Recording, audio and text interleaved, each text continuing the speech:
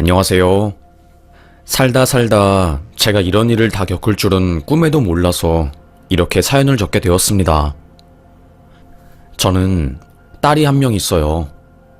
어릴 때부터 몸이 너무 안 좋은 딸이었죠. 백혈병에 걸린 아이였어요. 어느 날 툭 하면 쓰러지고 코피가 나길래 동네 병원에 갔더니 큰 병원에 가보라고 하더라고요. 몸에 잔뜩 든 멍을 보고 아무래도 백혈병일 확률이 높다고 하면서요. 소견서를 들고 큰 병원에 가보니 소화골수에서 원인 불명 세포 이상 분열로 인한 급성 백혈병 진단을 받았습니다. 그때는 세상이 무너지는 것 같았어요. 다행히 3단계 중에 가장 낮은 단계인 1단계라서 생존 확률이 80%였습니다. 그때 제가 강원도 강릉에 살았거든요. 분식집을 운영하고 있었고 애아빠는 몸이 아파서 잠시 쉬고 있었습니다. 갑자기 아이가 병에 걸려서 당장 입원해야 한다는 소식을 들으니 애아빠랑 애가 손잡고 서울대학병원에 들어가게 되었고요. 저희 집에서 돈을 벌 수 있는 사람이 저밖에 없으니 강릉에 남아 분식집을 운영하게 되었습니다. 그래도 긍정적이고 밝은 아이는 아빠와 함께 병을 씩씩하게 이겨내는 듯해 보였어요. 하지만 항암 치료가 지속될수록 아이 상태는 안 좋아졌고 들어가는 돈은 더 많았습니다. 그때는 보험이 안 되는 치료제도 있었기 때문에 한 달 입원료와 치료비가 거의 800만 원이 넘는 상황이었어요. 제 앞으로 빚이 쌓이고 먹고 사는 게 힘들다 보니까 우울해지더라고요. 안 그래도 분식집이 잘 안 되는 상황이었는데 돈 들어갈 일도 많아지니 더 막막했습니다. 그렇게 살아가던 중 눈이 펑펑 오는 겨울이었어요. 제 딸과 비슷한 나이, 어쩌면 조금 더 나이가 많아 보이는 한 남자아이가 동생 3명 손을 잡고 저희 가게에 들어왔습니다.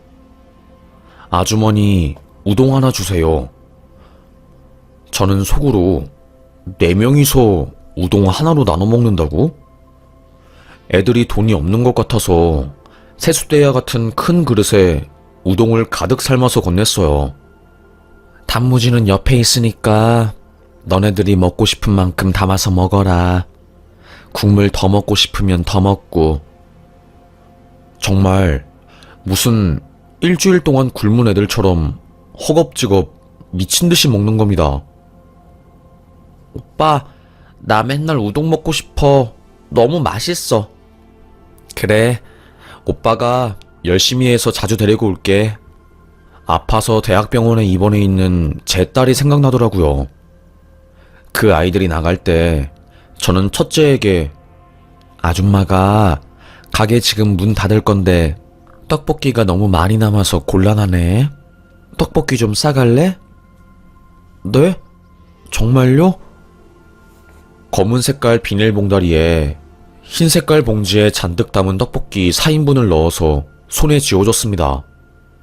어린 동생들은 우와, 내가 세상에서 제일 좋아하는 떡볶이다.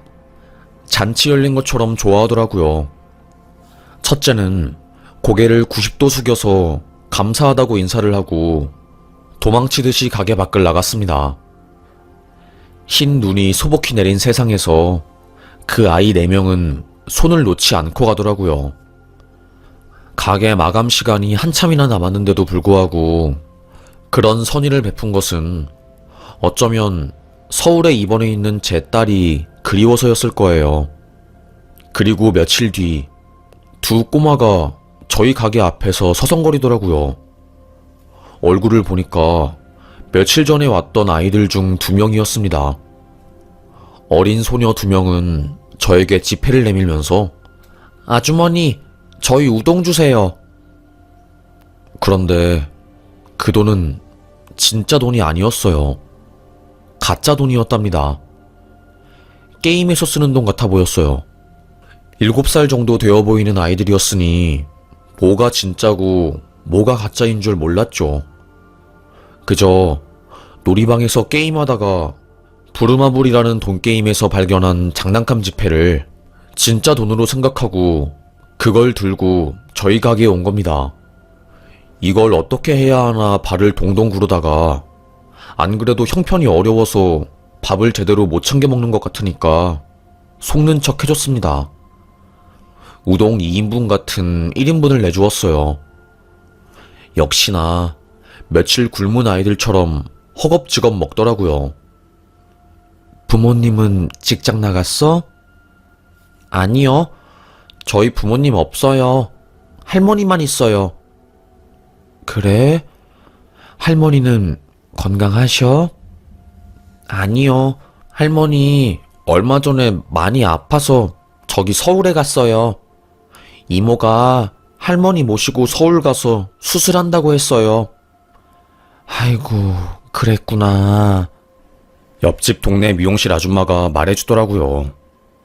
원래 그 집 아빠가 엄청 잘 살았는데 패션 사업한다고 집안 돈을 다 끌어모아서 투자하다가 싹 다 말아먹고 애들 두고 죽었다고. 그래서 할머니가 늙은 몸에 아이 4명을 도맡아 키우다가 병이 나서 쓰러졌다고 하더라고요. 서울 병원에 입원한 거고 아이들은 배고프니까 제 가게에 와서 우동 하나로 나눠 먹은 거였고요. 자주 오던 그 꼬마들이 어느 날부터 오지 않더라고요. 걱정이 되었습니다. 그렇게 무료한 나날들을 보내고 있을 때 가게 마감 시간대에 그 소년이 저희 가게 앞에 서 있는 겁니다. 고개를 푹 숙인 채로 저를 보자마자 죄송하다고 그러더라고요. 아주머니 죄송해요. 저희 동생들이 철이 없어서 장난감 돈 가지고 떡볶이 사 먹고 그동안 눈 감아주신 거 정말 감사합니다. 제가 지금 돈이 없어서 당장 그 돈을 다 갚진 못하겠지만 꼭 갚을게요. 알고 보니 여동생들이 가짜 돈을 가지고 문방구에서 물건을 사다가 거기 할아버지가 그 돈이 가짜 돈인 것을 뒤늦게 알아채고 경찰에 신고한 모양이더라고요. 오히려 제가 미안했습니다. 저 때문에 그 아이들이 가짜 돈을 계속 써서 곤란한 상황에 처한 것 같아서요. 저는 그 소년이 곤란하지 않게 아니야. 이제부터는 가짜 돈 이런 거 내지 말고 동생이랑 맛있는 거 먹으러 와. 아줌마가 먹고 싶은 거 다 줄게. 알겠지? 네? 아니에요. 부담 가지지 말고 동사무소에서 차상위 계층이랑 저소득층 아이들한테 음식 지원하는 보조금이 나와서 괜찮아. 거짓말을 만들어내며 그 아이의 부담감을 줄여줬습니다. 아이는 고개를 90도로 숙이면서 연신 감사하다고 말을 했습니다. 그날 이후로 아이들은 쭈뼛거리면서 가게에 와서 음식을 먹고 갔고요. 시간이 흘러 제 딸도 병원에서 퇴원하게 되었어요. 꼬박 3년간의 백혈병 치료 끝에 집에 오게 된 거였죠. 항암 치료하느라 여자아이 머리가 대머리가 되어버리고 얼굴도 혈색이 하나도 없었습니다. 그런 상태로 학교에 가니까 따돌림을 당했나봐요. 우연히 딸 일기장을 보게 되었거든요. 죽고 싶다. 나는 왜 이렇게 몸이 약하게 태어난 걸까? 그냥 이 세상에서 없어지고 싶다. 애들도 나를 싫어하고. 깜짝 놀랐습니다. 알고 보니 딸은 학교에서 극심한 왕따를 당한 거였죠. 학부모님들이 백혈병 걸린 제 딸 근처에 가면 너도 병 옮을 수 있으니 가까이 가지 말라고 본인 자식들에게 말했나봐요. 그래서 모든 애들이 제 딸을 피하고 그걸 아는 담임쌤도 심각성을 간과하고 묵인한 채로 반을 이끌어간 거였죠. 속으로 별의별 생각이 다 들더라고요.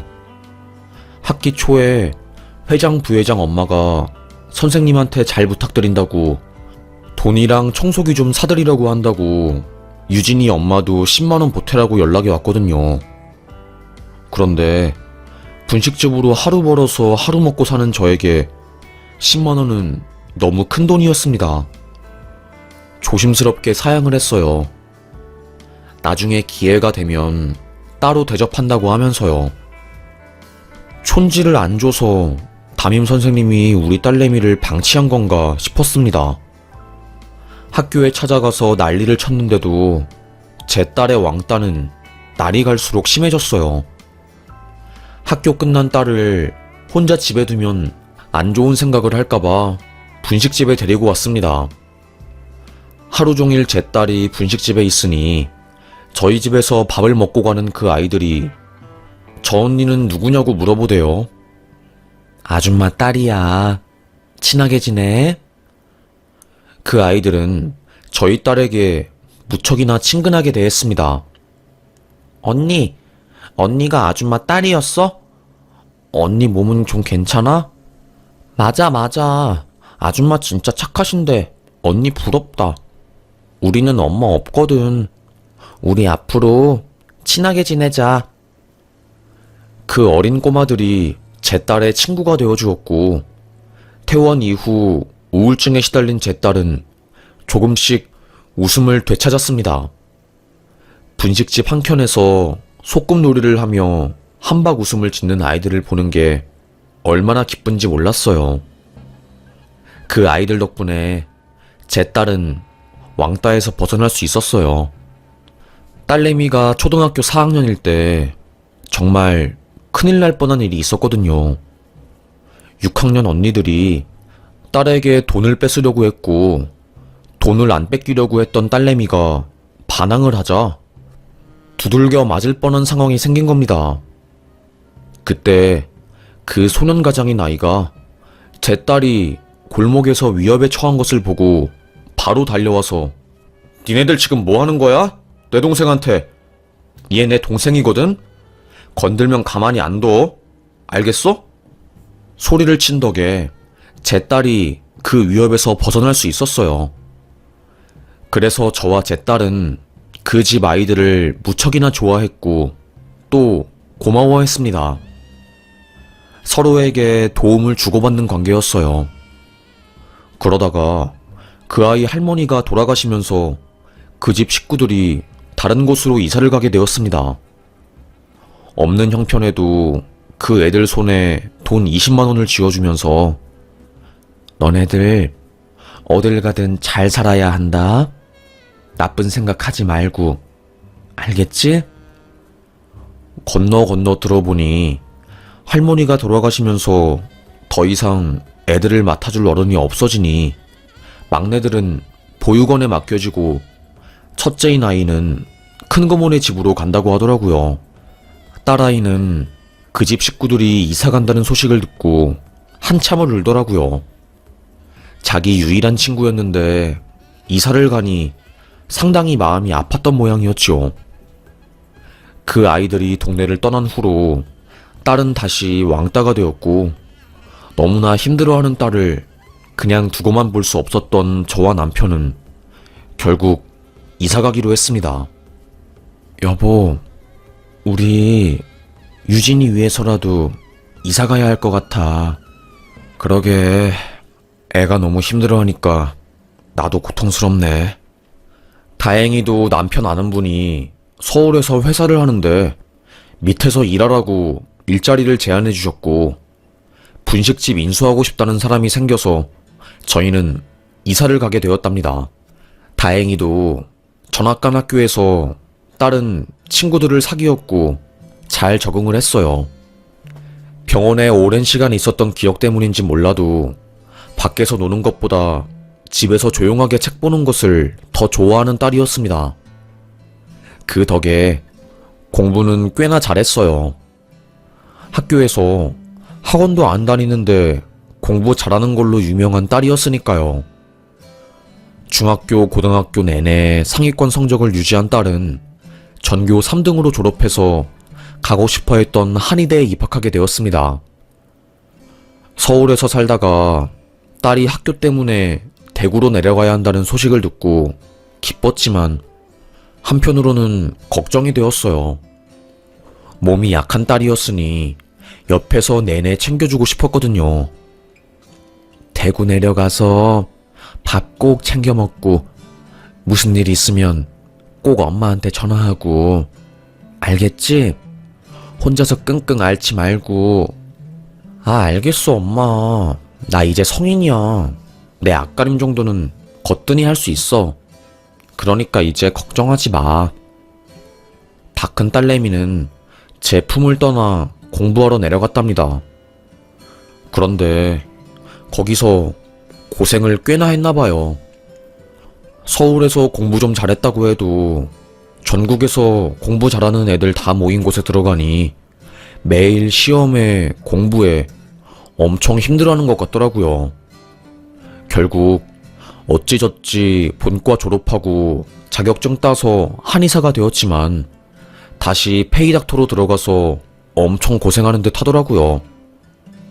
젊은 나이에 연애 한번 못하고 공부만 하면서 사는 딸이 불쌍하기도 하고 짠했습니다. 경기도에 있는 병원에 다니는 딸을 보러 일주일에 한 번씩 반찬을 바리바리 싸서 갔답니다. 그런데 갑자기 딸이 전화가 와서 엄마, 이번 주에는 내려오지 마. 내가 올라갈 거니까. 아빠도 약속 잡지 말고 집에 있으라고 해. 갑자기? 그래, 알겠어.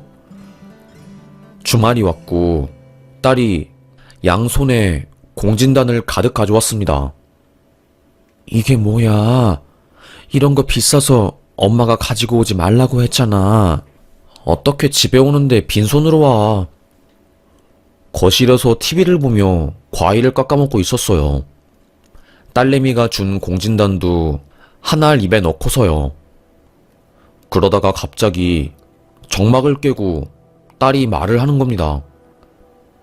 엄마, 나 결혼할 거야. 뭐라고? 저랑 남편은 깜짝 놀라서 뒤로 자빠질 뻔했어요. 그냥 깜짝 놀란 것도 아니었습니다. 남편은 먹고 있던 참외를 후후후 하면서 뱉어낼 정도였고 저는 과도에 손이 베일 뻔했으니까요. 언제부터 사귄 건데? 이렇게 갑자기 결혼을 하겠다고 한다고? 응. 쭈뼛거리면서 딸내미는 사진을 한 장 내밀더라고요. 세상에, 초음파 사진이었습니다. 이게 뭐야? 나 아이 가졌어.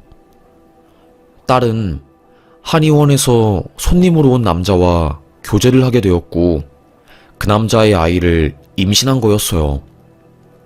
공부만 주구장창하느라 남자친구 같은 건 절대로 안 사귀는 줄 알았거든요. 결혼 소식도 충격적인데 아이까지 생겼다고 하니 속이 부글부글 끓어올랐습니다. 대체 어떤 남자길래 우리 귀한 딸 임신을 시킨 거냐고, 피임 똑바로 안 하냐고 저도 모르게 아이를 다그쳤죠. 애아빠는 저보다 더 보수적인 편이라서 이 상황을 알고 나서 엄청 화가 났고 방에 들어가서 한 발자국도 나오지 않았습니다. 저는 딸이 한의사에 공부만 하느라 남자 보는 눈도 없을 거고 그래서 이 사단이 일어난 것 같았습니다. 어쩌겠어요. 애가 생겼으니 결혼을 반대할 수도 없었고요. 엄마, 이 사람 진짜 좋은 사람이야. 딱 한 번만 만나봐줘. 생각이 바뀔 거라니까? 응? 엄마 제발. 딸은 몇 달 내내 저의 마음을 돌이키려고 엄청 노력했어요. 화가 안 풀린 저는 사이놈 얼굴 쳐다도 보기 싫다고 말도 안 섞었죠.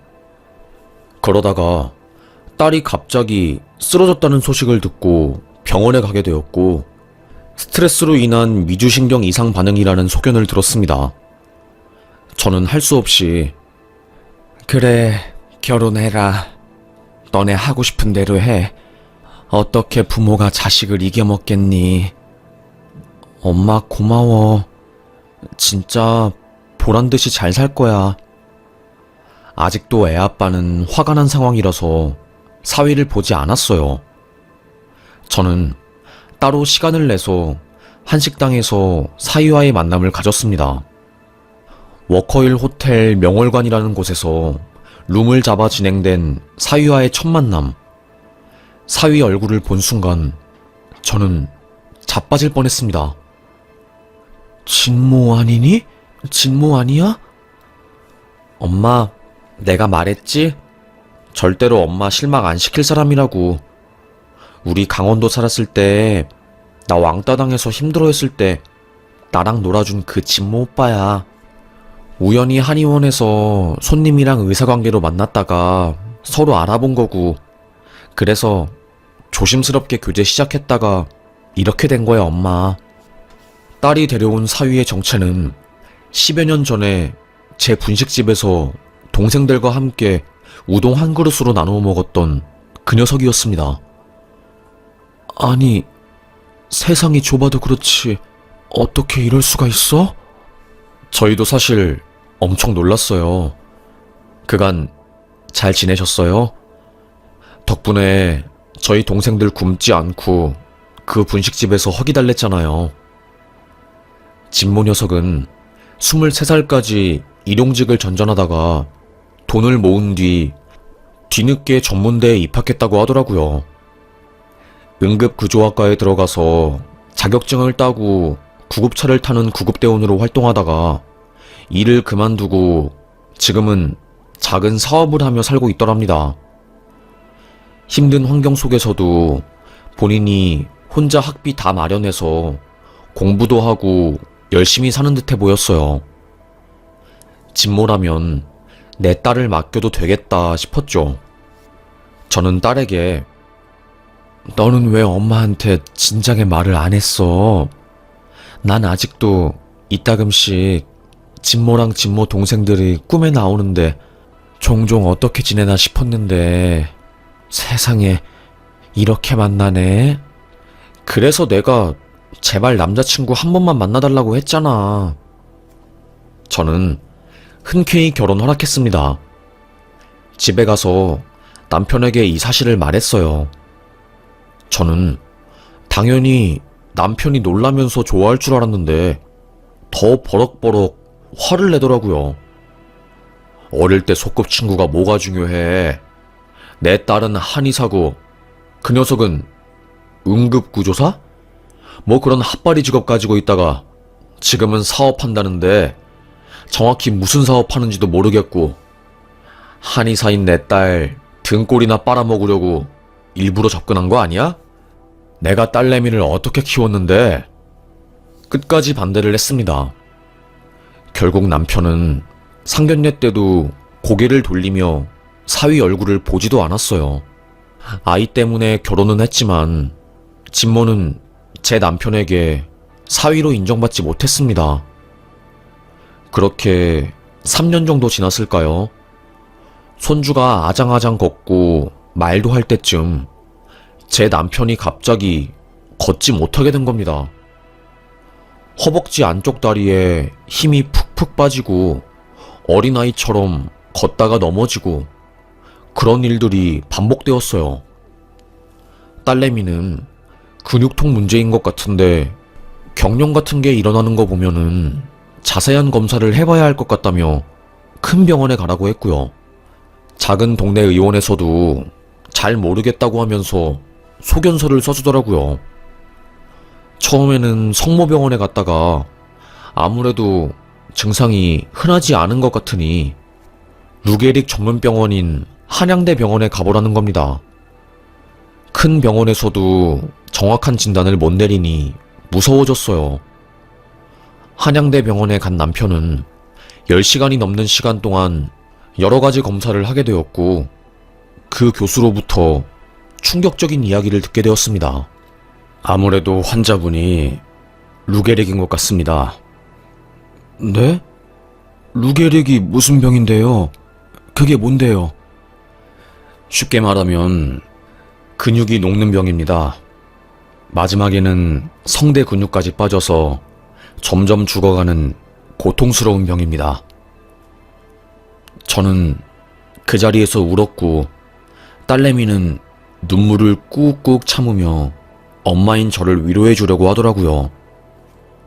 엄마, 걱정하지 마. 일본에서 루게릭 임상실험도 진행되고 있고 줄기세포 이식도 가능하니까 방법은 많아.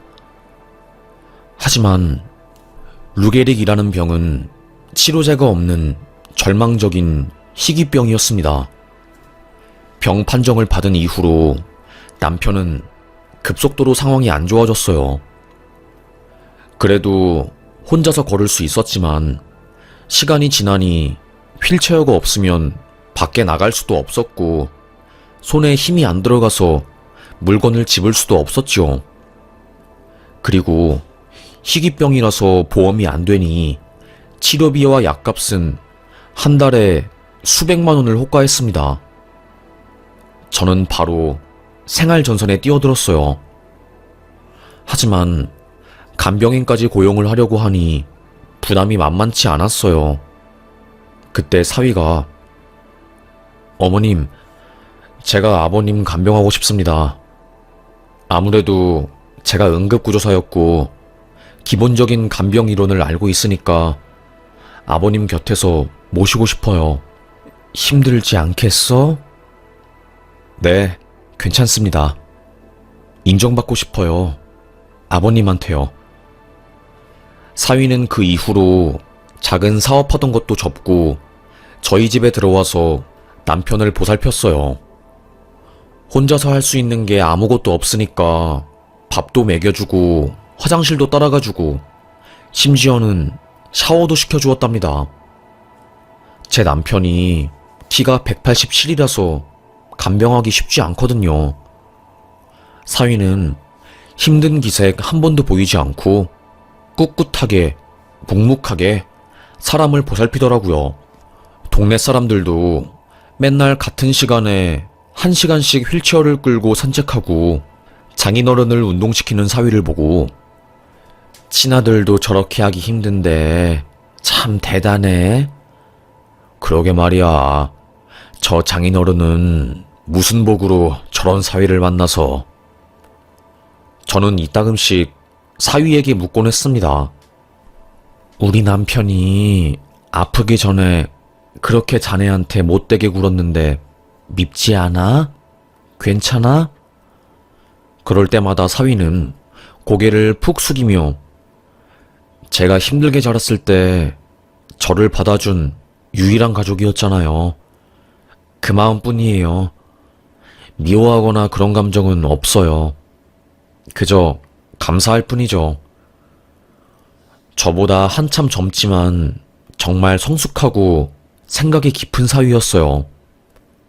그렇게 남편은 꼬박 5년 동안 살다가 호흡기 근육 이상으로 중환자실에서 한 달간 투병을 하다가 하늘나라에 가게 되었답니다.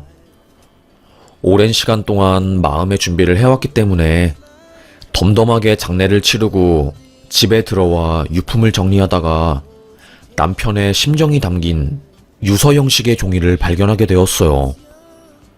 그나마 연필 집을 수 있는 힘이 있었을 때 틈틈이 적어둔 거였더라고요. 그 안에는 사위에 대한 마음도 가득 있었답니다. 쾌쾌히 묵은 먼지를 훌훌 털어내고 그 안에 적힌 글을 읽어보았습니다. 분식집에 있지 않고 항상 회사 생활을 하느라 딸이 어렸을 때 사위 녀석이 얼마나 딸에게 잘해줬는지 몰랐다고 뒤늦게 자세한 이야기를 듣고 나서 참 미안했고 민망해서 틀어진 관계를 되돌리지 못했는데 날 미워하지 않고 간병해 주어 정말 고맙다는 말이 적혀 있었어요.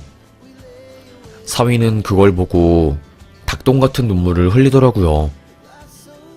표현을 잘 못하는 남편이 투박하게 적어내린 편지에서는 진심이 가득했습니다. 사위는 어머님, 제가 이 편지 가지고 가도 될까요? 물론이지. 편지를 곱게 4번 접어 손수건에 감싼 뒤 가슴팍에 있는 주머니에 넣고 꼭 만지더라고요. 아버님은 돌아가셨지만 내 가슴 속에 아버님의 숨결은 영원히 살아 숨쉴 거라고 꼭 기억하겠다고 하면서요. 한동안 슬픔에 잠겨 지내다가 시간의 도움으로 저희 가족은 다시 일상생활로 돌아가게 되었어요. 그런데 참 인생사가 웃긴 게 살만하면 또 안 좋은 일이 터지잖아요. 남편 죽고 난 뒤에 한 3년은 그래도 숨통이 트였어요. 열심히 일해서 병원비도 다 갚았고요. 사위도 다시 일을 시작했고 제 딸도 페이닥터 하면서 돈도 꽤 모았고요. 한의대 졸업하고 나서 10년 동안 모은 돈으로 개원을 했습니다.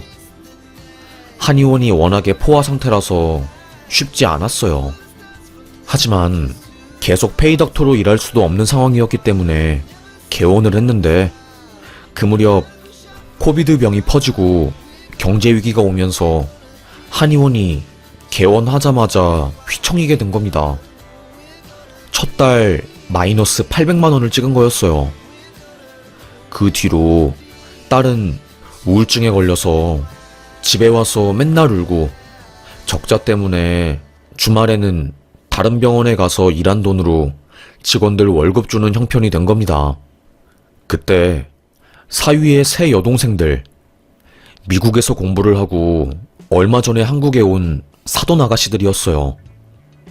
제가 분식집 할 때 가짜 돈을 내고 순진무구하게 우동 먹으며 한박 웃음을 짓던 그 꼬마들이 훌쩍 자라서 너무나도 성숙한 여인들이 되었더라고요.